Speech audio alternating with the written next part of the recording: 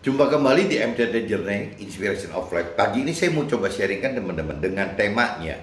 Akar segala kejahatan adalah cinta uang dan ingin kaya yang mencelakakan serta membinasakan hidup.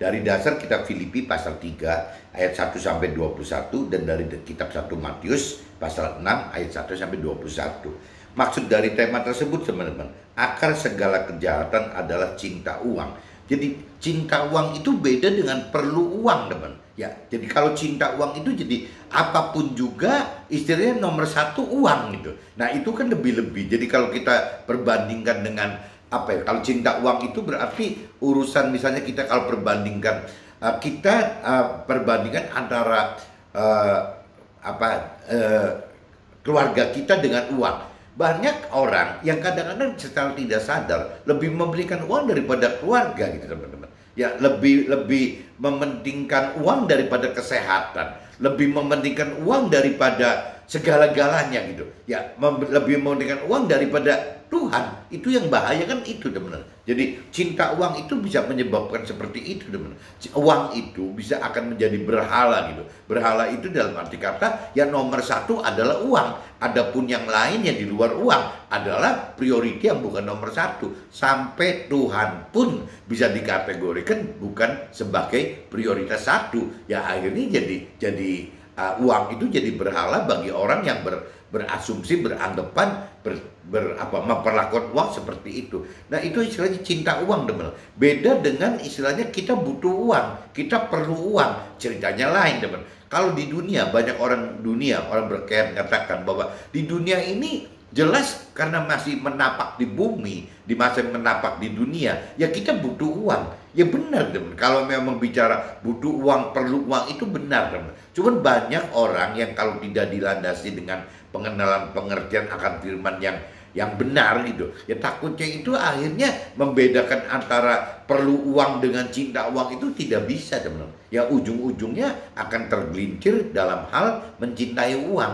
Nah waktu mencintai uang akhirnya semua gitu teman, semua akhirnya diabaikan semua. Yang penting bagaimana untuk bisa mencintai uang. Dan firman Tuhan ingatkan teman bahwa yang namanya musuhnya Tuhan yang paling bahaya, yang paling hebat, yang paling kuat, ya memang uang teman, cinta uang gitu. Jadi kalau mungkin kalau diartikan uang lebih luas lagi itu di firman Tuhan katakan mamon teman. Kalau di Nasrani istilah mamon itu adalah ya jadi segala sesuatu yang sifatnya berhala, maksudnya lebih daripada Tuhan, yaitu namanya mamon teman. Ya baik itu berbentuk uang, baik itu harta benda gitu, atau mungkin bisa juga tahta dan lain-lain teman. Atau keangkuhan, kesombongan itu bisa jadi mamon semua. Dan Tuhan katakan bahwa musuh utama Tuhan itu bukan roh-roh jahat gitu di udara, tapi adalah mamon gitu. Mamon ini. Nah mamon itu kalau kita kupas ujungnya ya cinta uang teman.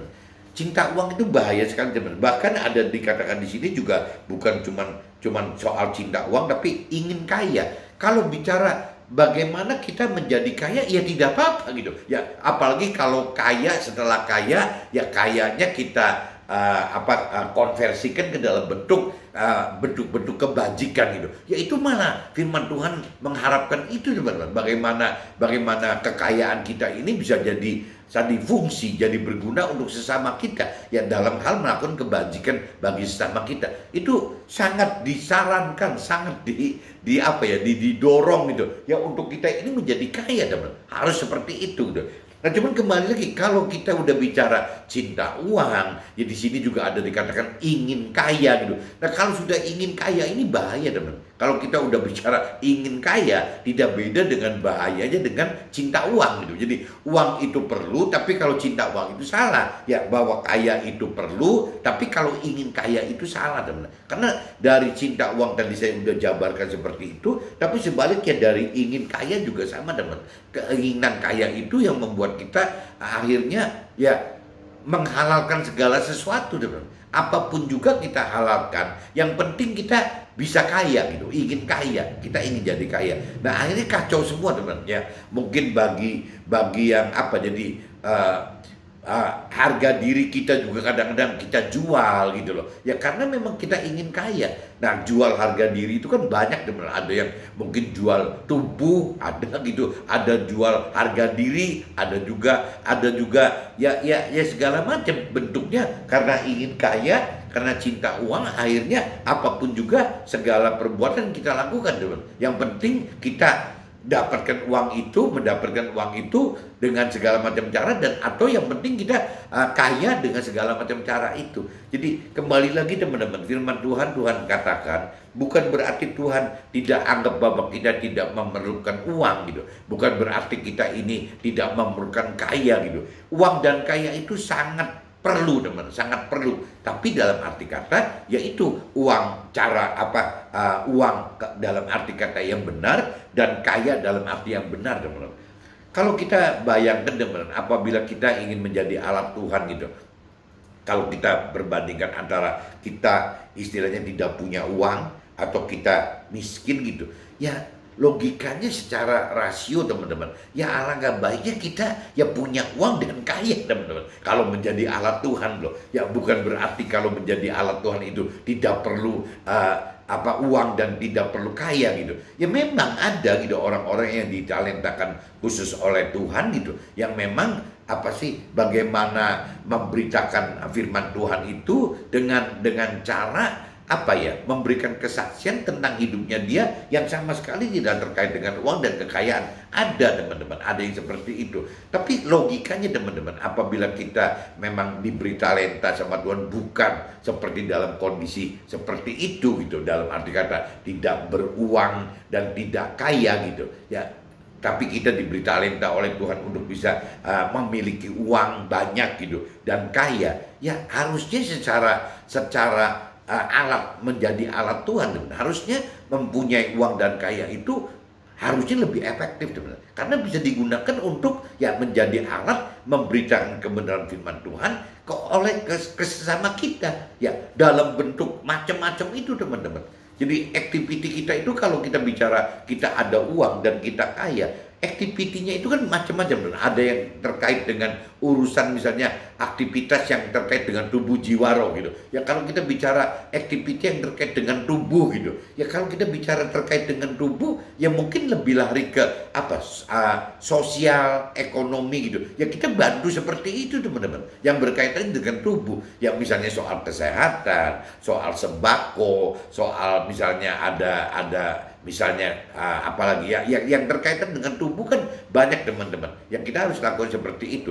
Tapi kalau kita punya uang dan kaya ya kita sehingga bisa juga menjadi alat Tuhan dalam hal jiwa gitu. Ya jiwa itu kan pikiran, perasaan, kehendaknya Tuhan, teman. Jadi bagaimana caranya gitu? Ya kita bisa memanggil teman-teman yang terkait dengan urusan misalnya teori rohani, yang urusan teologi, baik itu misalnya yang urusan agama Nasrani, agama Muslim, atau agama apapun juga. Ya bagaimana caranya kita undang seminar atau bagaimana gitu. Ya sehingga kita bisa datangkan pembicara-pembicara atau mungkin rohaniawan atau mentor rohani yang untuk bisa mengupas urusan bagaimana firman Tuhan itu dikabarkan, diberitakan, dan bagaimana ya untuk bisa bagaimana kita didik sesama kita itu hidup dengan pikiran, perasaan, kehendak Tuhan, bukan pikiran, perasaan, kehendaknya manusia aja. Nah itu kan urusannya sama jiwa, teman.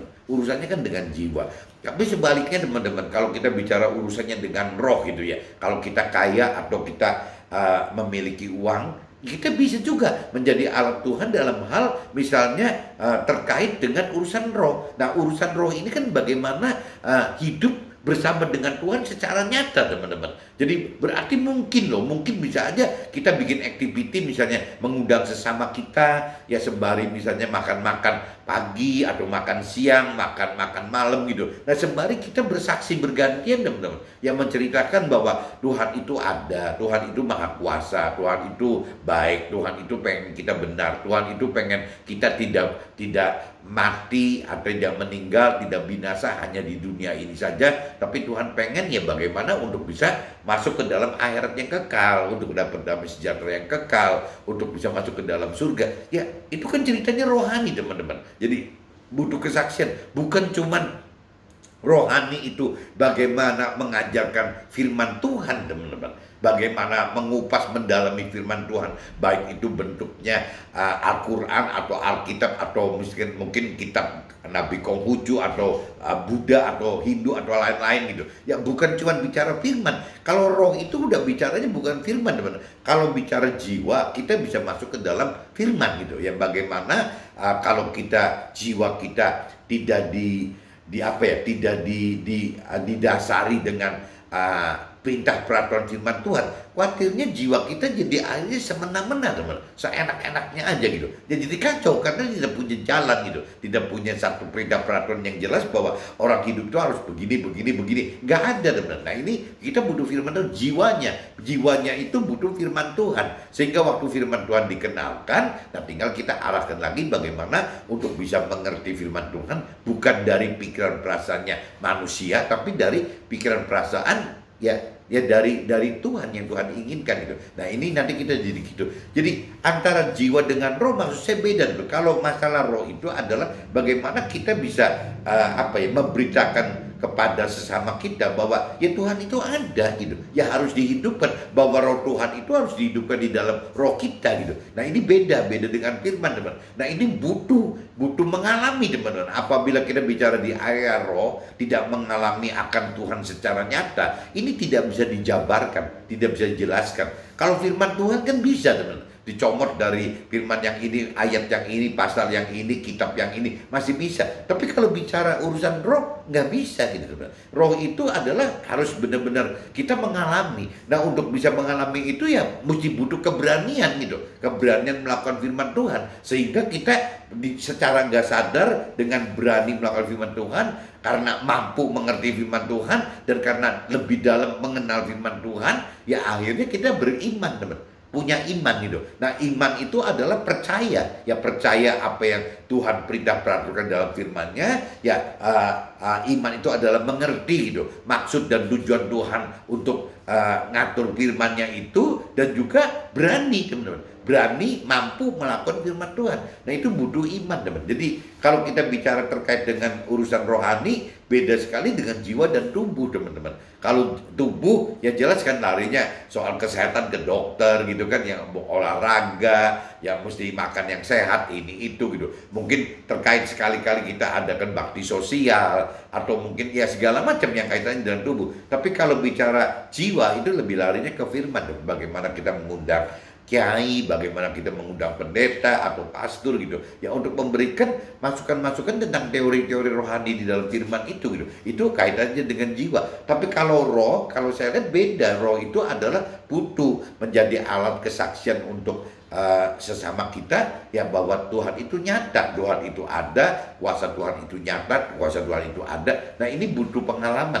Nah pengalaman ini mesti didorong, teman, dari apa yang kita pernah alami, sehingga kita ceritakan, saksikan kepada teman-teman kita, sesama kita, sehingga sesama kita juga akan lebih berani, teman-teman, untuk ngikutin apa yang sudah kita pernah lakukan. Nah ini kembali lagi saya coba jelaskan bedanya uang, gunanya uang dan kaya dalam hal tubuh, jiwa, roh itu seperti ini, teman. Dan yang beberapa kali saya sharingkan itu, saya sampai ini hari selalu terkenang yang komunitas full gospel gitu, yang mengadakan ya event cuman begitu saja, bagaimana menjadi alat Tuhan dengan cara mengadakan acara gitu, ya makan bersama, di mana waktu makan bersama itu diselipkan ya inti materi dalam kesaksian, teman-teman. Jadi bukan mengajarkan firman Tuhan, bukan gitu. Jadi menyaksikan ya apa yang pernah dialami hidup secara bergantian kepada si pengelola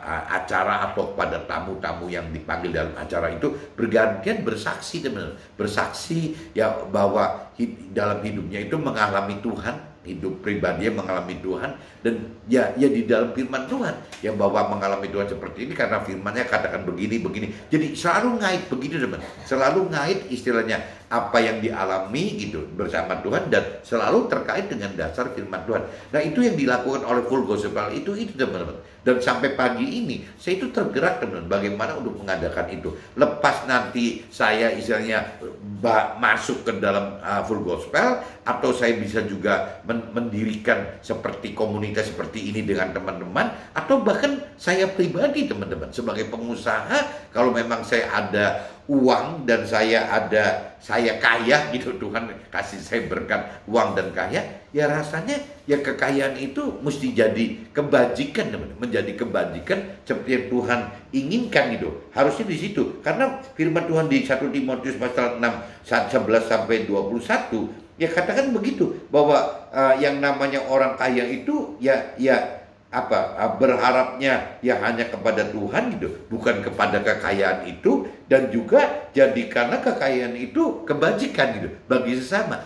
Jadi rumusnya Tuhan itu di kitab 1 Timotius pasal 6 ayat 11 sampai 21 itu ya cuman kunci dua itu saja teman. Jadi jangan sampai kita istilahnya memberhalakan kekayaan, dan kita mesti bisa jangan sampai diperbudak oleh kekayaan atau oleh uang gitu. Ya tapi bagaimana cara menggunakan kekayaan dan uang ini sebagai kebajikan untuk sesama. Kunci di kitab 1 Timotius pasal 6 ayat 11 21 itu memerintahkan, mengatur kita seperti itu teman-teman. Sekali lagi teman-teman. Jadi uang dan kekayaan itu ya istilahnya jangan menjadi harapan kita gitu teman. Ya, uang dan kekayaan itu jangan jadi harapan kita. Harapan kita tetap harus Tuhan. Dan uang dan kekayaan itu teman-teman harus bisa dimanfaatkan sebagai kebajikan bagi sesama. Itu baru Tuhan benar-benar merestui gitu ya, untuk kita bisa jadi memiliki uang dan kaya. Kuncinya gitu teman-teman. Jadi jangan sampai teman-teman sampai jadi anti uang, anti kaya, nanti jadi repot loh. Nanti yang menjadi alat Tuhan dalam memberitakan kebenaran firman Tuhan jadi nggak ada teman-teman. Ya baik untuk secara tubuh, jiwa, roh gitu. Dan khususnya kalau buat saya, kalau bicara kepentingan dari tubuh teman-teman, kalau dari bantuan Tuhan dari si tubuh, biasanya secara perusahaan teman-teman, itu perusahaan-perusahaan gede itu sudah membuat satu CSR gitu. Jadi corporate social responsibility. Jadi itu sudah dicadangkan sama perusahaan, itu sudah dicadangkan sekian persen dari keuntungan perusahaan itu untuk CSR. Nah itu dialokasikan untuk banyaknya activity yang kaitannya dengan tubuh teman-teman. Biasanya gitu. Jadi bentuk-bentuknya lebih ke bakti sosial, ya sembako, kesehatan dan lain-lain gitu. Tapi balik lagi teman, kalau seandainya kita memiliki satu dana pribadi kita, atau kita gabung dengan teman-teman atau masuk ke dalam komunitas gitu, ya bisa juga uang kita, kekayaan kita itu kita alokasikan untuk bagaimana ya orang hidup harus dengan dasar firman Tuhan gitu. Nggak bisa hidup itu tanpa dasar firman Tuhan, tanpa perintah firman Tuhan. Nah ini kan perlu sekali teman. Ini jiwa ini kan harus dibentuk seperti ini teman-teman. Anak-anak kita pun atau kita pun juga harus dibentuk jiwanya seperti itu teman-teman.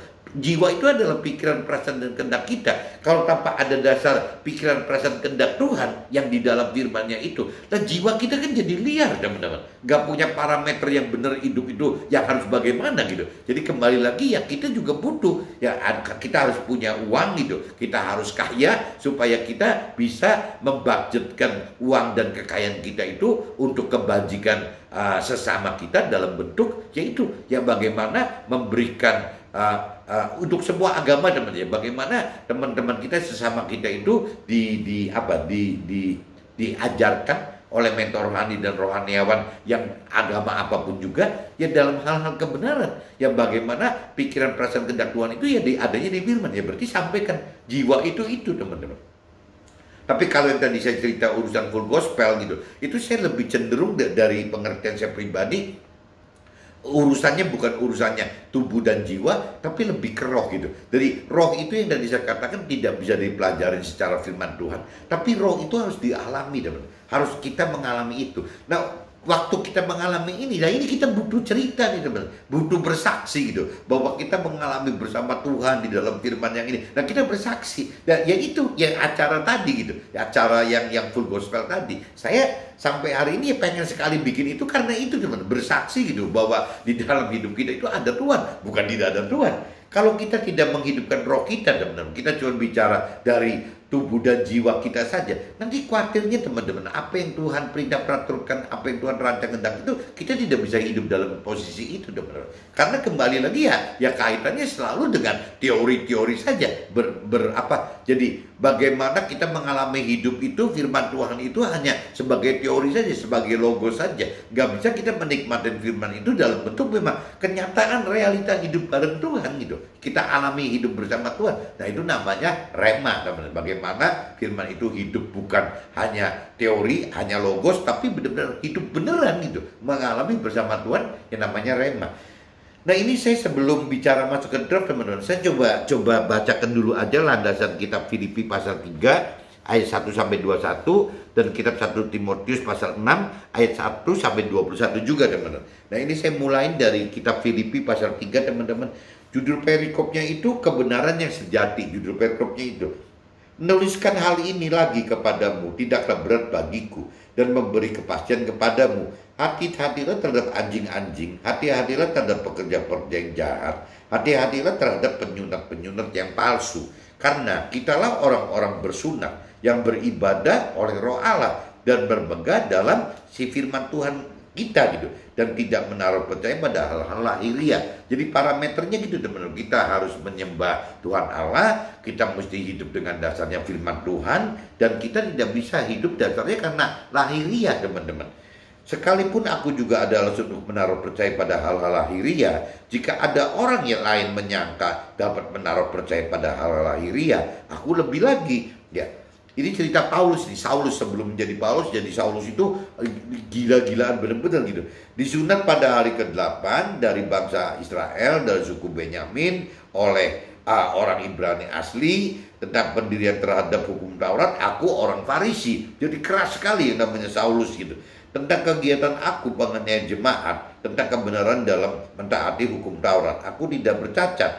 Tetapi apa yang dahulu merupakan keuntungan bagiku, sekarang dianggap rugi karena si firman Tuhan tadi gitu. Jadi waktu kita belum mengerti firman Tuhan, teman, bahwa hidup yang di luar firman Tuhan dianggapnya yang benar. Tapi setelah kita mengenal firman Tuhan, yang akan kita menyesal bahwa ya firman Tuhan itu yang benar gitu, hidup cara lama itu yang salah gitu. Malahan segala sesuatu kok anggap rugi karena pengenalan akan firman Tuhan lebih mulia daripada semuanya. Oleh karena firman Tuhanlah aku telah melepaskan semuanya itu dan menganggapnya sampah, supaya aku memperoleh Tuhan Allah gitu. Nah ini memperoleh, bisa melakukan firman Tuhan dan memperoleh Tuhan Allah gitu. Dan ini sih sudah universal kan, teman-teman, supaya jangan bisa ditangkap oleh teman-teman kita yang bukan cuma agama Nasrani saja gitu. Dan berada dalam firman Tuhan bukan dengan kebenarannya sendiri ya karena mentaati hukum Taurat, melainkan dengan kebenaran karena kepercayaan kepada si Tuhan Allah itu, Roh Tuhan itu. Jadi waktu kita melakukan firman Tuhan Allah, teman-teman, apabila kita sudah lebih dalam mengenal dan sudah mampu lebih mengerti, ya kita akan tahu bahwa untuk melakukan firman Tuhan Allah itu harus disertai dengan Roh Tuhan, teman. Jadi pengertian akan firman Tuhannya akan meningkat dan keberanian melakukan firman Tuhannya terjadi, teman, apabila kita hidupkan Roh Tuhan yang ada di dalam roh kita gitu. Yang kukendaki ialah mengenal Dia dan kuasa kebangkitannya. Jadi kalau kita bicara di Nasrani, teman-teman, yang namanya firman Tuhan Allah itu ya disampaikan oleh Nabi Isa, teman-teman. Oleh Nabi Isa, ya apa yang diperintah peraturan oleh Tuhan Allah itu disampaikan oleh Nabi Isa, sehingga apa yang diucapkan yang diperintah peraturan oleh Nabi Isa itu tidak beda juga dengan firman Tuhan gitu. Jadi sama aja gitu. Jadi firman Tuhan Allah yang terkait dengan firman Tuhan Allahnya, terkait dengan Nabi Isa yang sebagai penyampainya gitu ya sama isinya ya firman Tuhan Allah, teman-teman. Jadi di sini dikatakan yang kehendaki Allah mengenal si Nabi Isa-nya dan kuasa kebangkitannya, karena dalam Nabi Isa itu ada kuasa kebangkitan juga dan persekutuan dalam penderitaannya. Karena Nabi Isa juga waktu melakukan firman Tuhan juga mengalami penderitaan, teman-teman. Di mana aku menjadi serupa dengan Dia dalam kematiannya. Bahkan kalau kita bicara dari sisi Nasrani, parameter kita ini sebagai adik-adiknya Nabi Isa yang sulung, teman-teman. Jadi Nabi Isa yang sulung itu adalah panutan gitu, yang kita pengikutnya, yang kita akan melakukan hal yang sama. Dan waktu melakukan firman, Nabi Isa pun mengalami penderitaan, teman. Jadi wajar saja kalau firman Tuhan katakan bahwa apabila kita mau mengikuti Nabi Isa sebagai sulung kita, ya kita juga akan mengalami penderitaan gitu. Bahkan firman Tuhan katakan Nabi Isa malah sampai wafat gitu. Ya, wafat di kayu salib kan gitu. Nah, sama. Nah, cuman bedanya kalau Nabi Isa itu waktu itu wafat dalam bentuk tubuhnya wafat gitu. Tapi kalau kita enggak, teman-teman. Jadi bagaimana jiwa kita, roh kita itu harus mati, itu harus wafat, harus mati. Ya, bagaimana kita sudah tidak dengan pola-pola pikir duniawi, bagaimana kita bisa hidup dengan lebih ke arah sesuai dengan firman Tuhan. Ya seperti itu, teman-teman. Jadi matinya itu mati beda gitu. Kalau Nabi Isa mati dalam bentuk tubuh, dalam bentuk fisik, kalau kita mati dalam bentuk nafsu kita gitu, nafsu kita.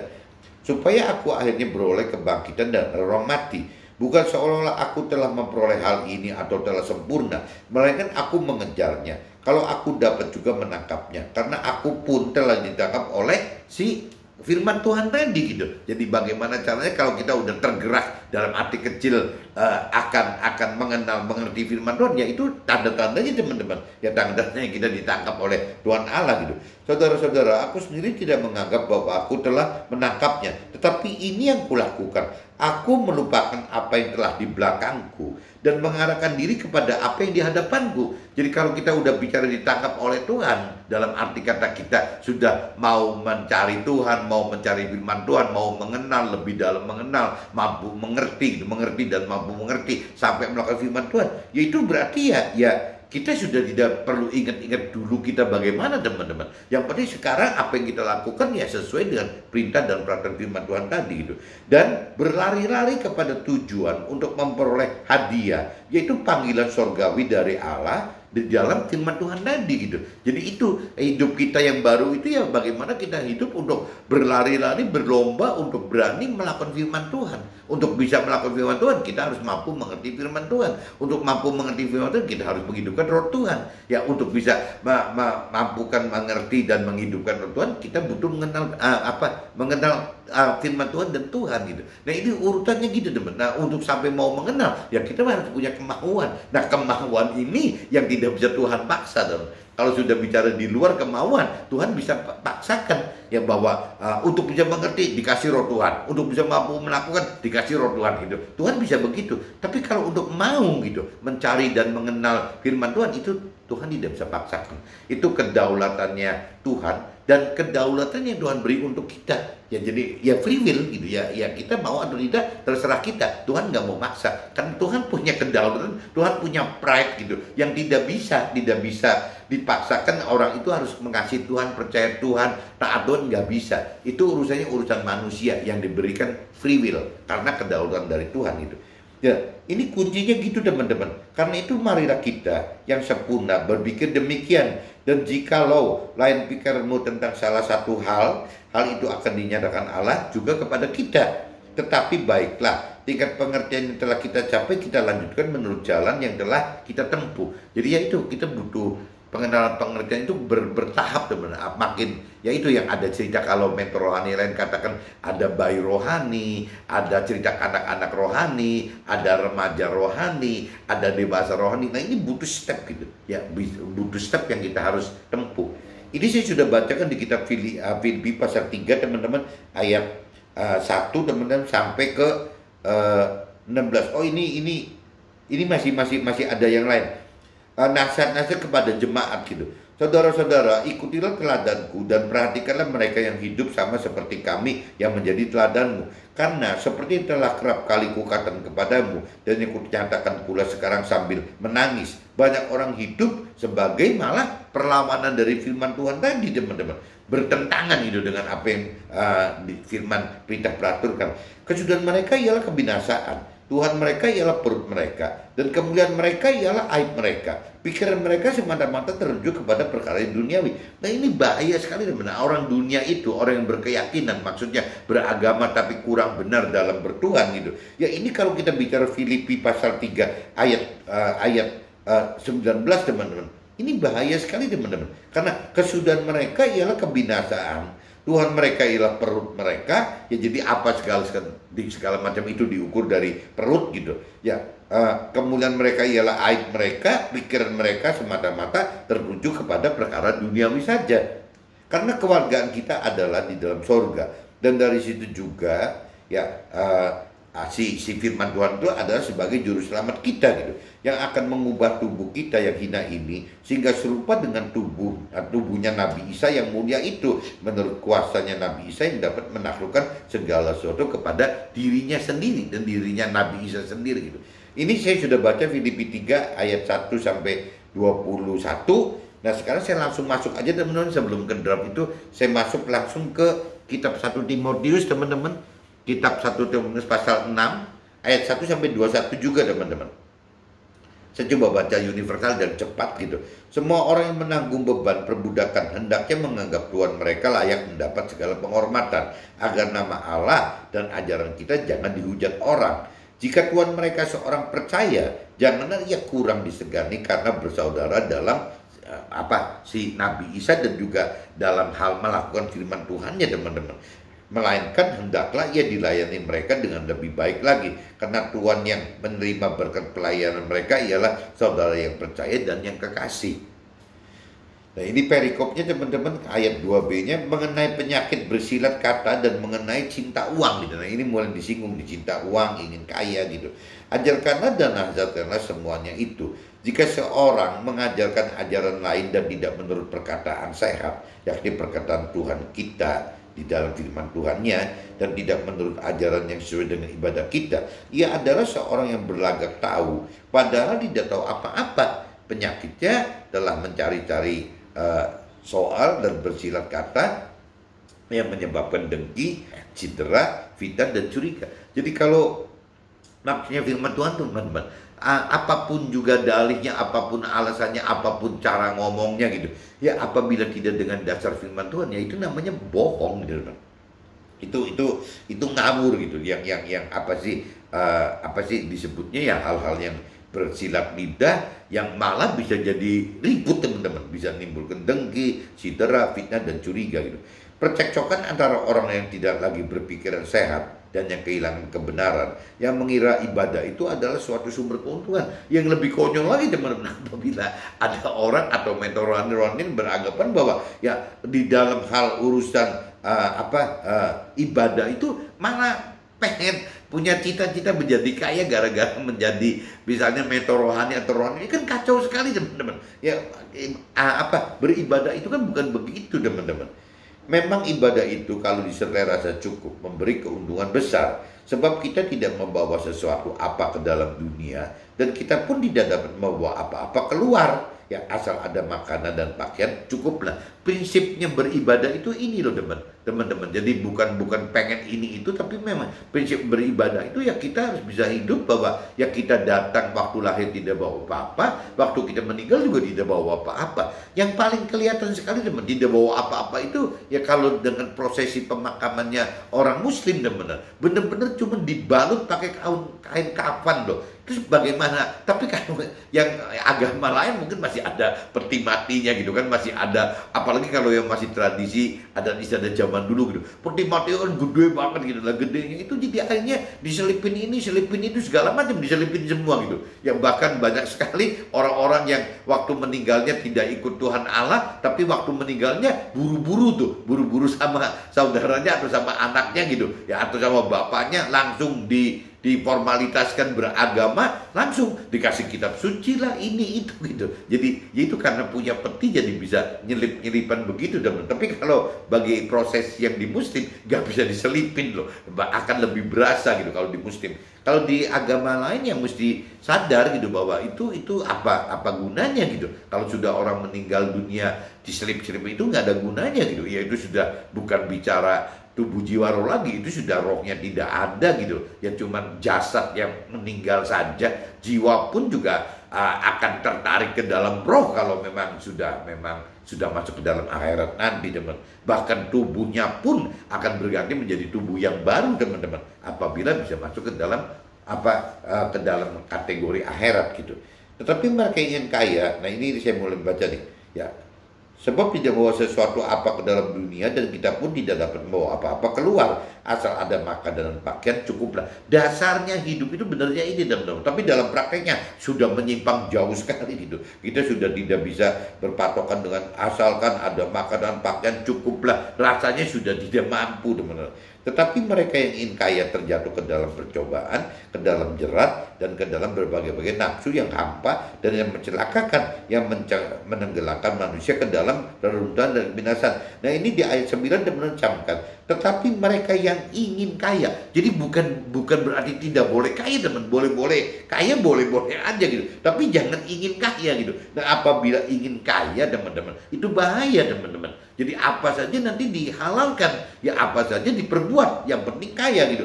Nah ini semua orang tuanya disikat, kakak adiknya disikat, jangan-jangan nanti istrinya disikat, anak-anaknya udah gak keluar semua karena ingin kaya teman-teman. Jadi Tuhan tidak pernah melarang, firman Tuhan itu tidak pernah melarang orang itu menjadi kaya gitu. Ya silakan aja kaya, tapi kan kaya untuk kebajikan sesama. Bukan istilahnya ingin kaya yang boleh menghalalkan segala cara. Ini banyak teman-teman orang dunia yang tidak mengerti akan benar, lakukan ini teman-teman. Ya anggapnya kekayaan itu lebih berguna daripada orang tuanya disingkirkan gitu. Ya anggapnya yang namanya kekayaan itu lebih penting daripada saudara kandungnya loh. Ya itu bisa disingkirkan gitu. Nah ini yang ya kembali ke kalau sampai ada orang seperti ini kan kasihan orangnya gitu. Dan benernya juga sedih ya, kenapa kok orang tua orang tersebut gitu, ya bapak ibu orang tersebut gitu, ya tidak kok mengenalkan akan firman Tuhan yang benar, hidup benar itu bagaimana? Itu dosanya kita sebagai orang tua itu seperti itu teman. Apabila kita tidak membimbing gitu, menuntun anak-anak kita ke dalam pengenalan akan kebenaran hidup gitu yang Tuhan perintah peraturkan di dalam firman-Nya, itu konyol banget loh. Dosanya gede banget karena itu akan berkaitan terus teman. Dari kita orang tuanya yang nggak ngajarkan gitu, ya ke anak-anak kita, ke cucu kita dan ke cicit kita dan terus berlanjut teman-teman. Nah ini jangan sampai kita istilah gara-gara jadi penyebab sampai anak kita, cucu kita, cicit kita jadi masuk neraka teman. Ya kita, generasi kita harus mumpung masih hidup ya harus sadar gitu. Ya harus dimulai dari kita diri kita sendiri untuk bisa ya mau mengenal firman Tuhan, mau mengerti firman Tuhan, mampu mengerti firman Tuhan, mampu melakukan firman Tuhan, menghidupkan firman Tuhan, menghidupkan roh Tuhan, menghidupkan iman gitu. Harus seperti itu teman-teman. Ya mumpung kita masih hidup, jadi jangan sampai nanti ada gap terhadap anak kita, cucu kita, dan cicit kita. Dosanya kita yang nanggung semua loh teman-teman. Kan nggak lucu gitu.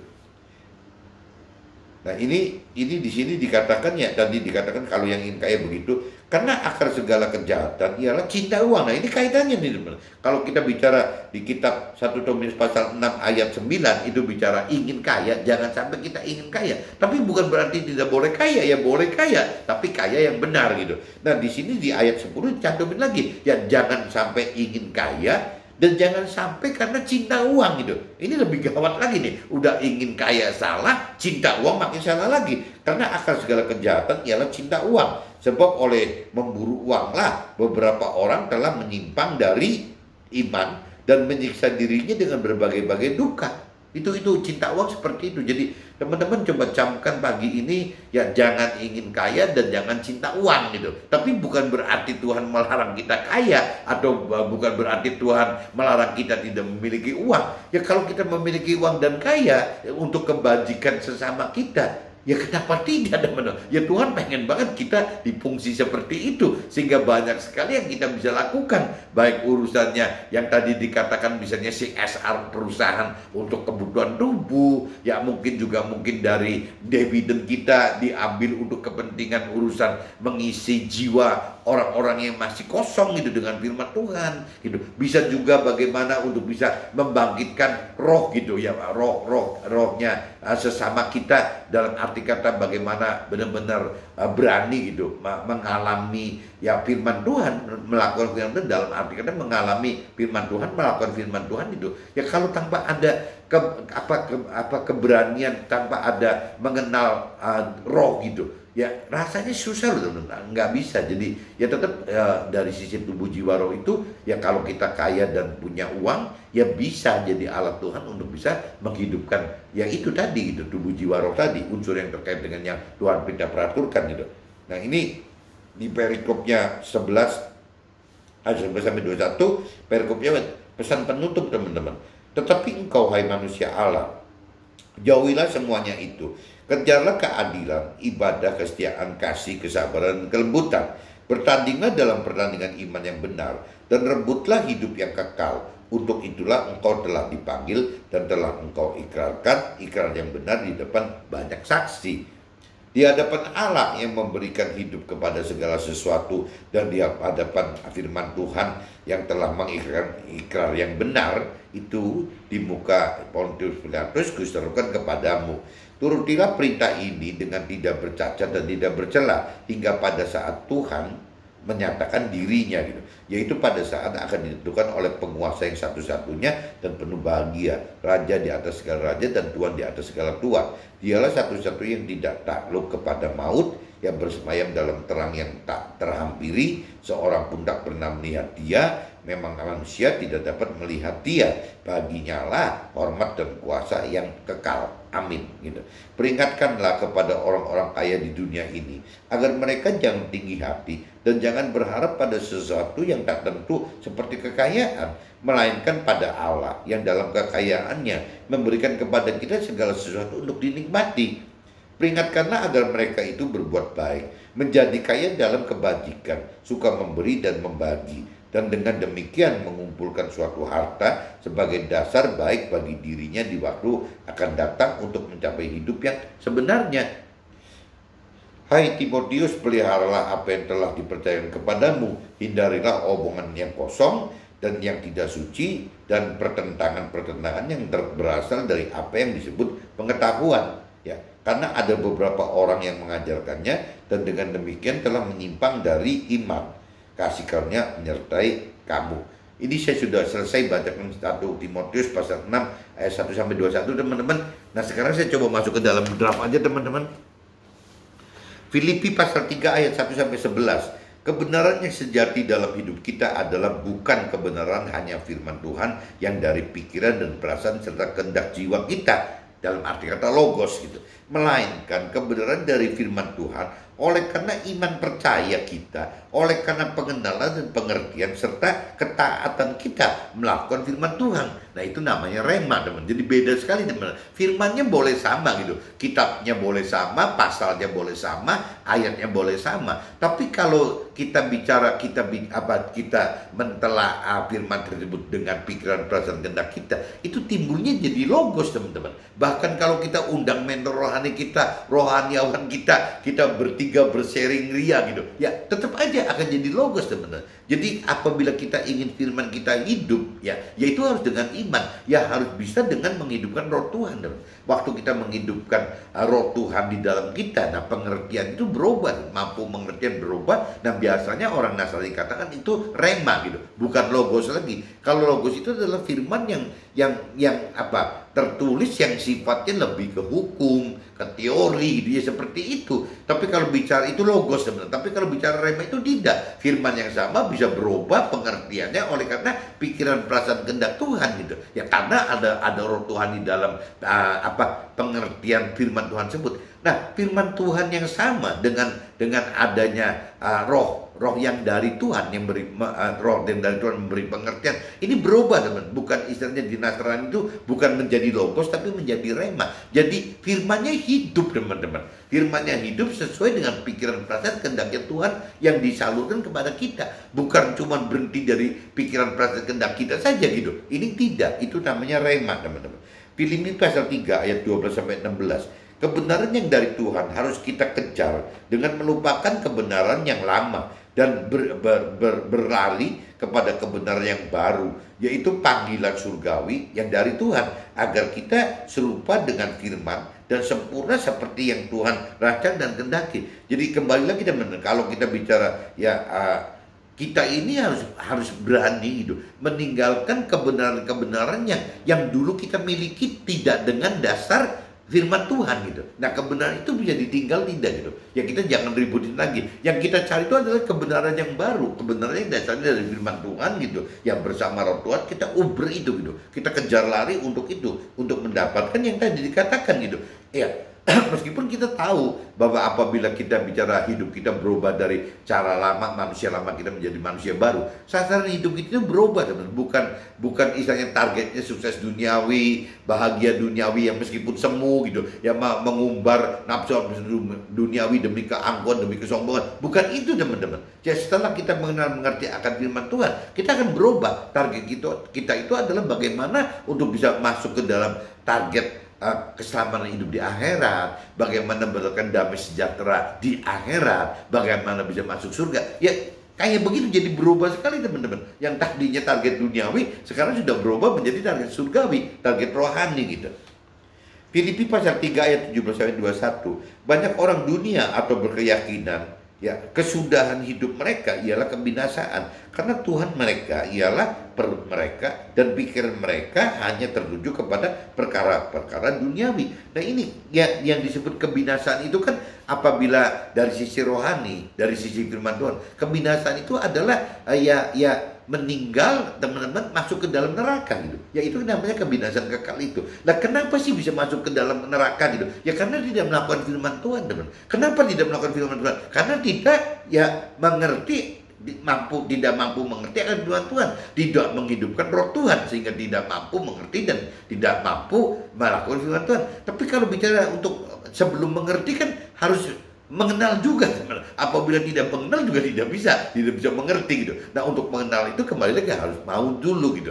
Jadi kaitannya begitu teman-teman. Jadi kalau kita pengen melakukan firman Tuhan supaya kita tidak mendapatkan binasaan kekal, ya kita harus mampu mengerti, mundurnya harus mengenal, harus mau mencari Tuhan, mau mencari firman Tuhan. Harusnya seperti itu. Kembali ke dasar lagi teman, kita Matius pasal 6:33, cari dahulu kerajaan dan kebenaran, baru yang lain akan Tuhan tambahkan. Nah kadang-kadang orang kebalik teman-teman, lebih fokus ke mencari tambahannya dulu, nanti mengharapkan Tuhan tambahkan soal urusan Tuhan Allah dan firman Tuhan. Kebalik teman-teman, yang namanya Tuhan dan firman Tuhan itu harus dicari gitu. Tapi kalau duniawi itu bagi Tuhan mudah ditambahkan saja gitu.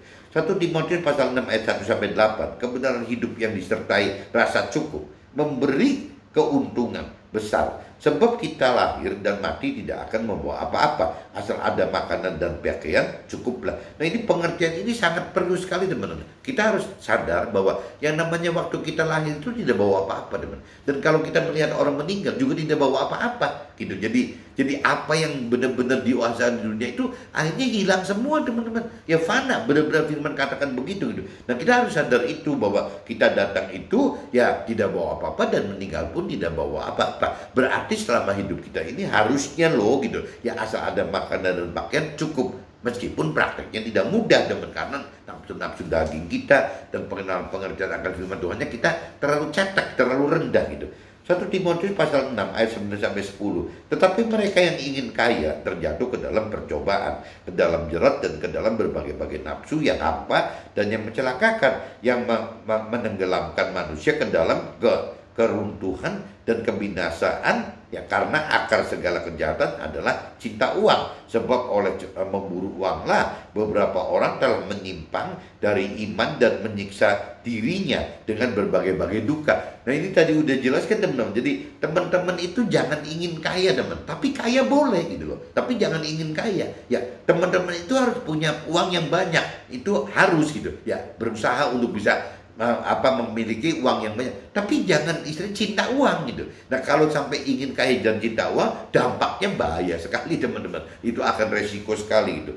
1 Timotius pasal 6 ayat 11-21, peringatan kepada orang-orang kaya. 1, berharapkan kepada Tuhan, bukan pada kekayaan. Itu yang perintah peraturan Tuhan, ingatkan itu loh. Jadi orang-orang kaya itu istilahnya harus berharap kepada Tuhan, bukan kepada kekayaannya gitu. Kedua, jadilah orang kaya dalam kebajikan bagi sesamanya gitu. Nah itu cuma 2 yang perintah peraturan Tuhan, firman Tuhan inginkan seperti itu teman. Jadi bagaimana orang kaya itu istilahnya jangan berharap pada kekayaannya, tetapi tetap berharap pada Tuhan. Yang kedua, ya jadilah kaya dalam kebajikan bagi sesama kita. Jadi pagi ini saya sudah sharingkan ini teman-teman. Intinya jadi temanya akar segala kejahatan adalah cinta uang, dan ingin kaya yang mencelakakan serta membinasakan hidup kita. Oke teman-teman, see you, bye-bye.